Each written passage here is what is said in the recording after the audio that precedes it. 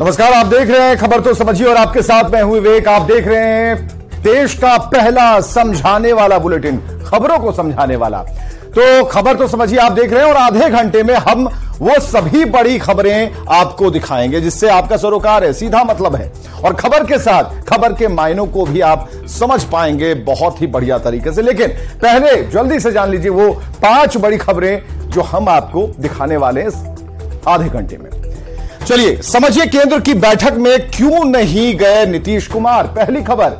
दूसरी खबर, आंकड़ों पर सवाल और सियासत को भी समझना चाहिए, यह दूसरी खबर। तीसरे नंबर पर है कि हम समझाएंगे बिहार की सियासत में किसने किसको क्या कहा। चौथी बात, नीतीश के गालीबाज विधायक को भी आप देख पाएंगे। कौन है वो गालीबाज विधायक जो गालियां देते हैं मीडिया को। और बीआरएबीयू में हड़ताल के मायने को भी आप समझ पाएंगे। 5 जो बड़ी खबर है वो हमने बताई, एक एक कर फिर से देख लीजिए। इस स्क्रीन पर वो सारी खबरें चल रही हैं। पहले नंबर पर कौन है, आज की दूसरी बड़ी खबर क्या है, 9 बजे खास तौर पर इन सभी बड़ी खबरों को समर्पित है यह कार्यक्रम तकरीबन आधे घंटे तक। तीसरी खबर आप देख रहे हैं कि बिहार की सियासत में किसने किसको क्या कहा है। और उसके बाद नीतीश के गालीबाज विधायक को आप जान पाएंगे, गालियां देते हैं हालांकि सुना नहीं पाएंगे हम लोग, लेकिन आपको दिखाएंगे कौन है वो विधायक। और बीआरएबीयू में हड़ताल के मायने को आप समझ पाएंगे। चलिए, दिल्ली में केंद्रीय गृह मंत्री की अध्यक्षता में नक्सलवाद को लेकर बुलाई गई बैठक में बिहार के सीएम नीतीश कुमार शामिल नहीं हुए। उनकी जगह बिहार के वित्त मंत्री विजय चौधरी बैठक में गए। आईएनडीआईए के अलायंस बनने के बाद से नीतीश कुमार के बदले हुए रुख को लेकर सियासत तेज है।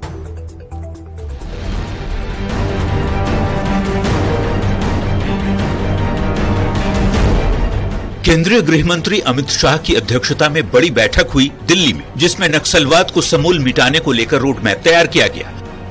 देश भर के सभी मुख्यमंत्रियों को बैठक में बुलाया गया था। पड़ोसी राज्य झारखंड के सीएम हेमंत सोरेन भी बैठक में पहुंचे, पर बिहार के मुख्यमंत्री नीतीश कुमार ने इससे दूरी बना ली।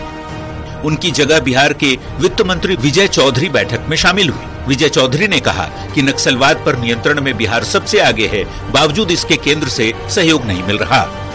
तो जो नक्सल गतिविधियों को रोकने में और उनके विरुद्ध कार्रवाई करने में बिहार अभी पूरे देश में सबसे अग्रणी राज्य। तो जैसे ये लोग जो एसआरई बोलते हैं, सिक्योरिटी रिलेटेड एक्सपेंडिचर, इससे जुड़ी जितनी योजनाएं हैं सबको इन लोगों ने केंद्र प्रायोजित योजना बना दिया है।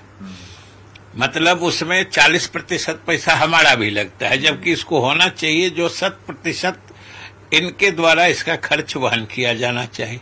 उसमें भी जो केंद्र प्रायोजित योजना का जो स्वरूप दूसरे विभागों में लागू होता है उससे भिन्न यहाँ पर है। वो व्यवस्था सही नहीं है। केंद्र की बैठक से नीतीश कुमार की दूरी बनाए जाने पर बिहार की सियासत गर्म हो गई है। बीजेपी ने बैठक में शामिल नहीं होने पर नीतीश पर हमला बोला है, तो कांग्रेस कहती है कि ये कोई मुद्दा नहीं है।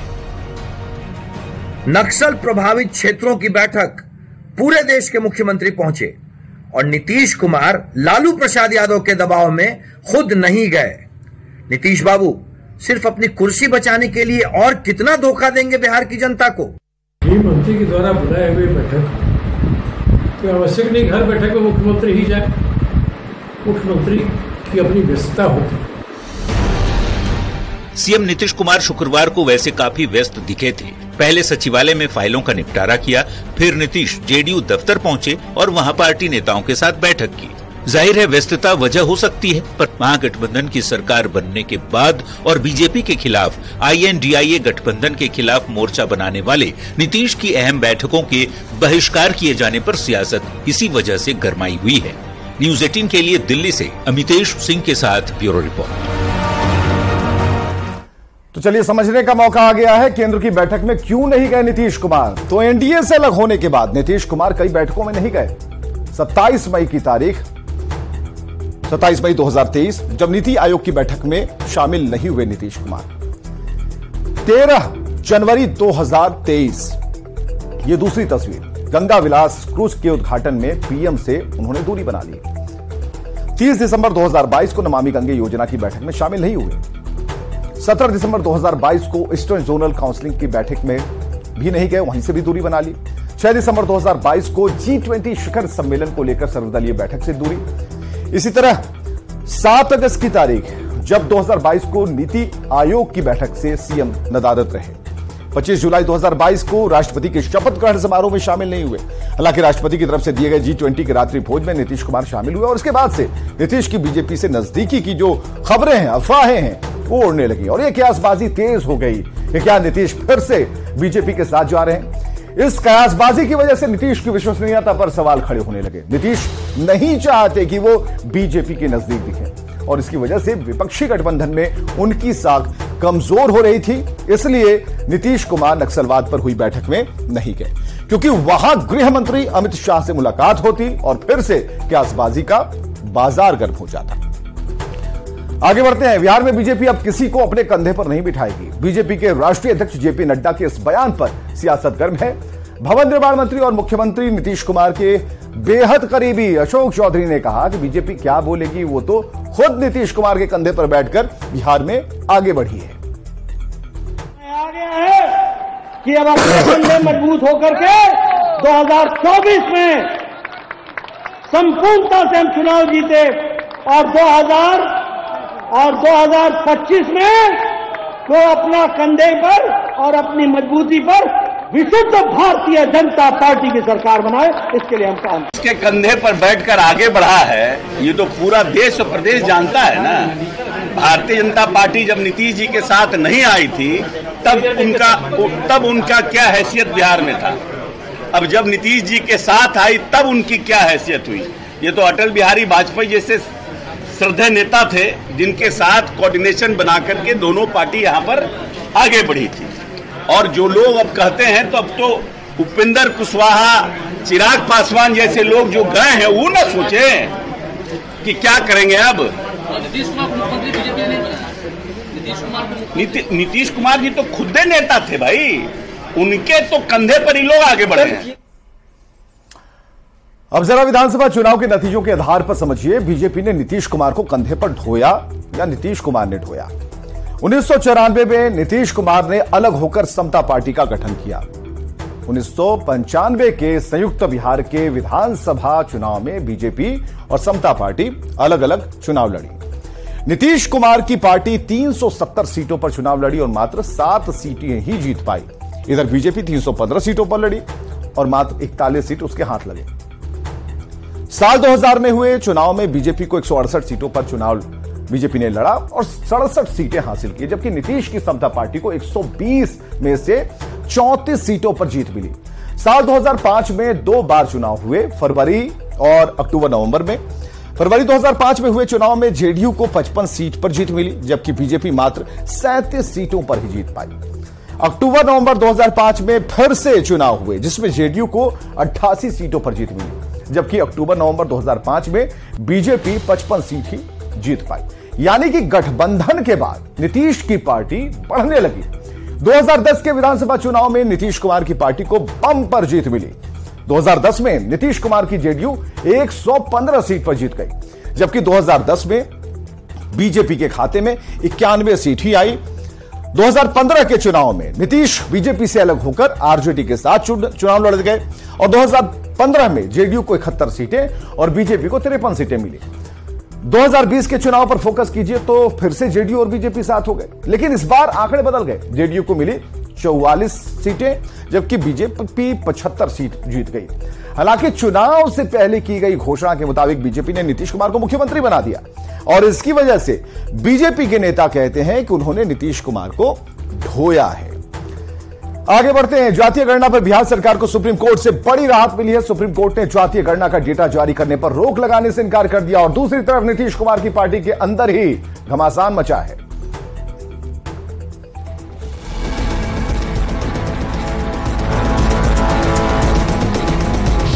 नीतीश कुमार जी की सरकार को चैलेंज करता हूं।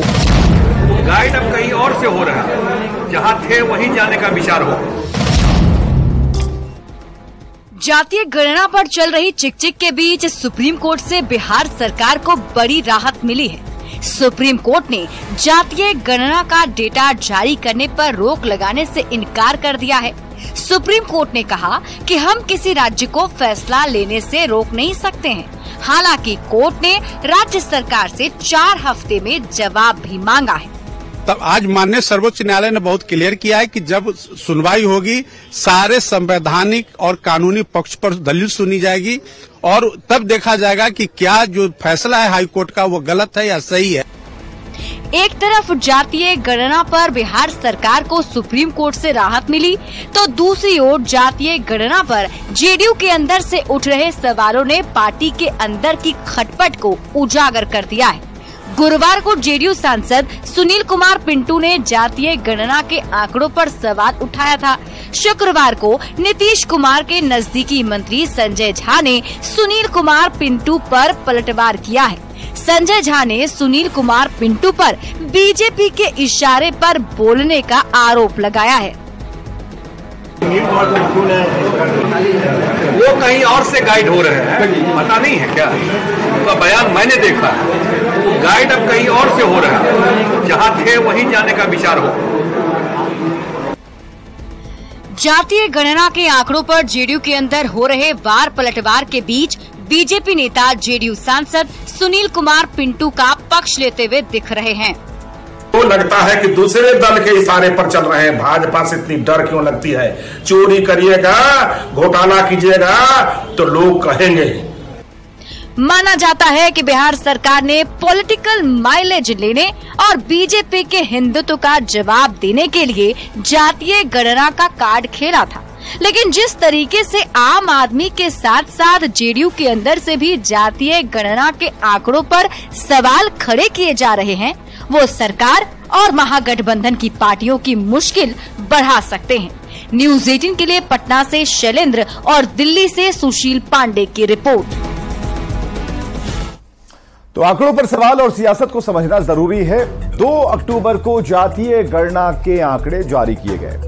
जातीय गणना के आंकड़े जारी होने के बाद से ही सवाल उठ रहे हैं। आरोप है कि कई घरों में सर्वे तक नहीं किया गया, कई घर के लोग से उनकी जाति नहीं पूछी गई और जल्दबाजी में जातीय गणना के आंकड़े जारी कर दिए गए। इसकी वजह से कई जातियों की आबादी घट गई, कई जातियों की बढ़ गई।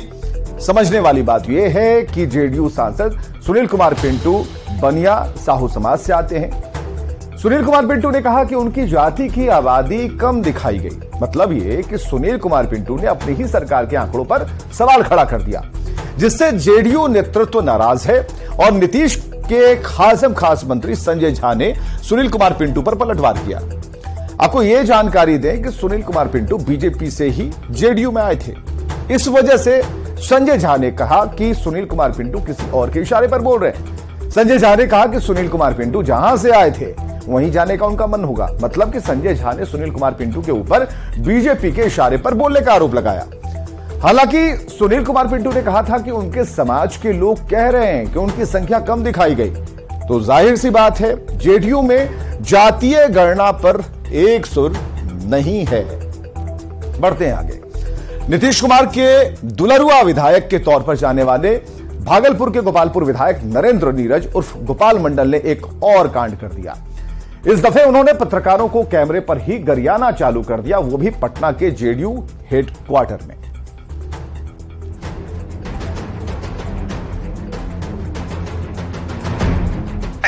बदमाशी करोगे हम बता दें। क्या बताइएगा, अरे इस तरह की धमकी क्यों दे रहे हैं? अस्पताल में पिस्टल लहराने के सवाल पर जेडीयू विधायक गोपाल मंडल भड़क गए। विधायक ने पार्टी दफ्तर में पत्रकारों के साथ बदसलूकी की और जमकर गालियां दी, वो भी भद्दी भद्दी, जिसे सुनकर कान से खून निकल जाए। में पिस्टल लेकर लहराइएगा? हाँ लहराएंगे। अच्छा लहराएंगे। तुम लोग हमारा बापो हो, मना करोगे? हालांकि उस मामले पर भागलपुर सिटी डीएसपी के जांच रिपोर्ट सौंपते ही एसएसपी ने रिपोर्ट डीएम को भेज दिया, जिसके कुछ ही घंटों बाद गोपाल मंडल को नोटिस मिल गया। लेकिन गाली वाले बयान पर सियासी गलियारे में सियासत तेज हो गई है। बीजेपी ने हमला बोलते हुए नीतीश कुमार से कार्रवाई की मांग की है। नीतीश कुमार जी केवल जनता राज बताने से काम नहीं चलेगा, कार्रवाई करिए। वहीं इस पूरे प्रकरण पर शर्मिंदगी जाहिर करते हुए ग्रामीण विकास मंत्री श्रवण कुमार ने भी निंदा की है और कहा है कि इस तरह का कृत्य नहीं होना चाहिए, ये दुखद है। दुखद है अगर इस तरह की गालियां, इस तरह का व्यवहार किसी की आत्मा पर, किसी के भावना पर ठेस पहुंचाना, ये राजनीतिक सार्वजनिक जीवन में इस तरह के लोग नहीं होने चाहिए। अब हुआ क्या था ये भी जान लीजिए।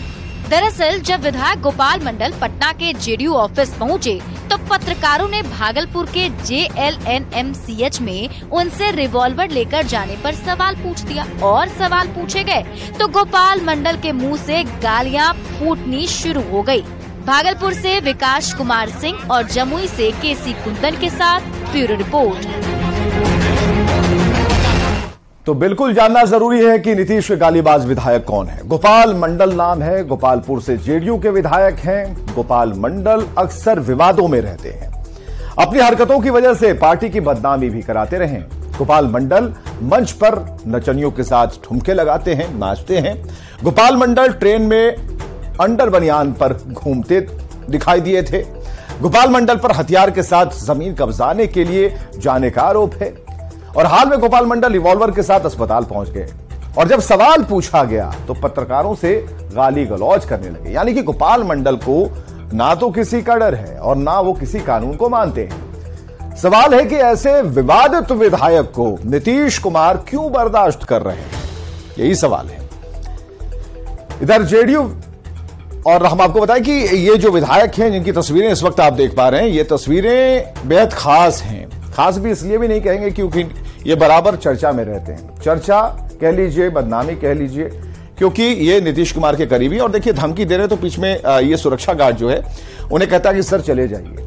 अब समझ सकते हैं इस पूरी बात को। ये तस्वीर को रिवॉल्वर लेकर अस्पताल गए थे अपने किसी परिजन को देखने के लिए। हालांकि इन्होंने बहुत कुछ कहा इस पर कि भाई जो पिस्टल की जो रस्सी थी जिसे लेकर के वो कहीं गर्दन में लगाने वाली होती तो वो लेकर नहीं गए।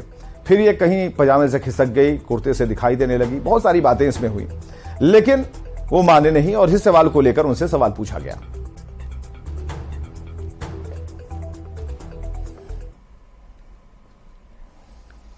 मुजफ्फरपुर में बिहार विश्वविद्यालय के वीसी समेत 4 अधिकारियों पर केस दर्ज होने के बाद यूनिवर्सिटी में बवाल हो गया। कर्मचारियों ने यूनिवर्सिटी में तालाबंदी कर हड़ताल शुरू कर दी जिससे परीक्षाएं रद्द हो गई हैं। विश्वविद्यालय के कर्मचारियों ने मुर्दाबाद के नारे लगाए हैं और अनिश्चितकालीन हड़ताल पर चले गए। इसके बाद कुलपति आवास पर बैठक कर आगे की रणनीति को लेकर बैठक हुई है। वीसी समेत 4 कर्मचारियों पर केस दर्ज होने के विरोध में छात्रों ने भी जमकर हंगामा किया।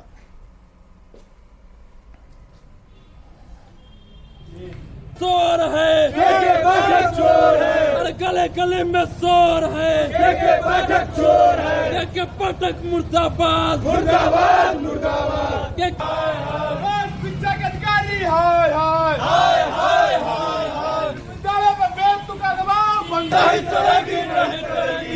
बैठक होश में आओ, होश में आओ। स्थिति में हमारा विश्वविद्यालय सबसे बढ़िया कंडीशन में चल रहा है, जहाँ एक और सेशन पटरी पे आ रहे हैं, दूसरी ओर क्लास में अच्छी तरह से पढ़ाइयाँ हो रही है। इसके बावजूद ये सरकार हमारे ईमानदार अधिकारियों को जबरन किसी भी मामले में बिना बात किए हुए फंसा रही है। ये बहुत ही दुर्भाग्यपूर्ण है। हम सभी पहले से ही शोषित हैं। यहाँ पे 2018 से 21 का सेशन हमारा ग्रेजुएशन का था, अभी तक मतलब 22 में जाकर वो कंप्लीट हुआ।